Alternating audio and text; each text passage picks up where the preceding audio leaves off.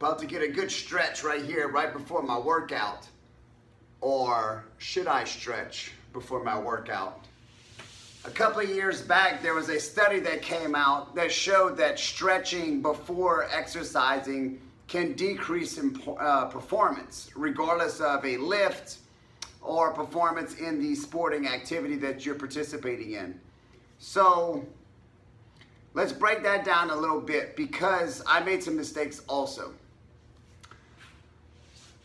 I too also made the mistake by just stop stretching.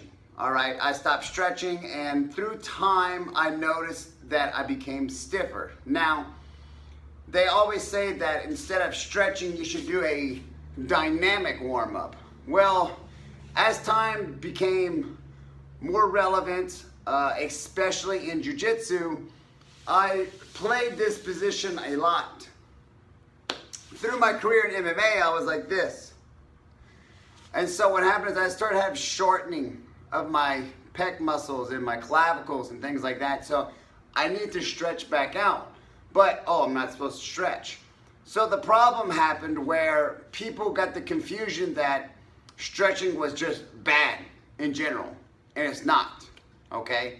So there are specific types of stretches that you can do that are beneficial to performance and to your health.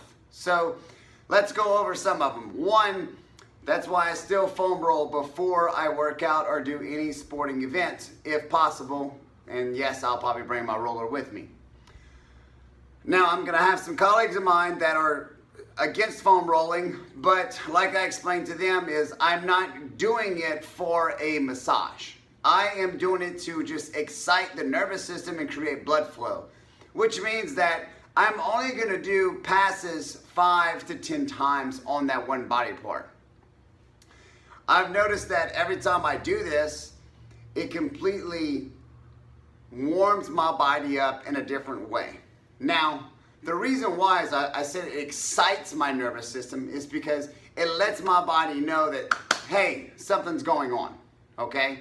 Not only it becomes a mental aspect for me, but because I'm pushing on the muscle consistently, it starts to kind of flush a little bit of blood flow.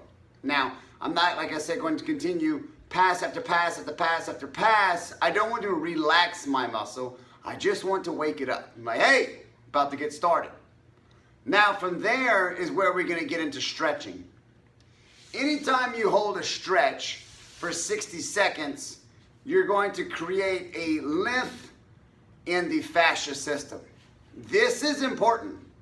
Now, static stretching, it works very, very well. Once I implemented it back into my system, I had an instant improvement right away. Within the end of about, say, a week, I could see a difference in my posture and the way I felt and the aches and pains that I dealt with on a consistent basis in a combat sport. So I started incorporating more stretching. Now, I didn't necessarily stretch a lot in my warm-up. So let me get that clear. I stretched on my days off, okay? I did a lot of yoga, which is basically the same fucking thing. Because I was stiff and I was locked up, and because I knew I wasn't going to train right away, I could devote a whole hour towards yoga, which allowed me to really stretch my body out. And listen, I don't go do power yogas and things like that like my wife does.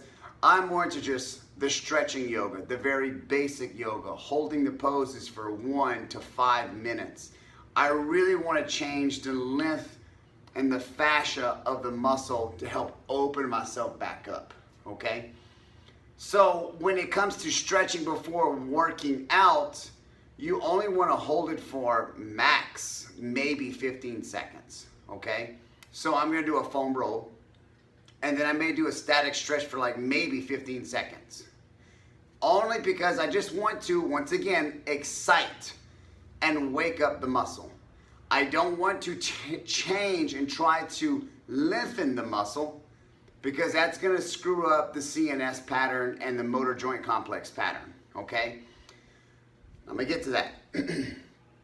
Now, one thing that you can do is called a contract relax stretch. I learned this from Paul Chek, and this works really well, and it will not hinder sports performance like static stretching. So what I mean by that is I may, let's say, I'm gonna stretch my chest. So maybe I get on the wall, I lean into it, and I begin to stretch my chest, and I stretch. So now what I'm gonna do is I'm going to push into the wall for 5 seconds, and then I'm gonna release and allow myself to stretch back out some more. You can do that 3 times. You do it any more than that, you're gonna start causing some problems. But, I mean, in a negative way for performance-wise. But that is called contract relax stretching. That works really well for warming up, and it does not change or hinder performance in any way, okay? The problem with the static stretching for long term, and the reason why they saw a drop off in performance, was because what happens is when you are stretching the fascia, you are changing the length tension pattern of the muscle. Now, you have a motor in program from doing a certain exercise repeatedly over and over and over, okay? But the body has programmed itself to the tension of the muscle as it is. If you go and stretch that muscle and lengthen it, the CNS system that sends the signal down to the joint complex system, to the muscle system, gets confused. Now, it's not fucking stupid confused. It just slows it down. What happens when you slow it down? That's like a split fucking second. I'm not talking about like it slows it down for like 3 seconds and you just stand there.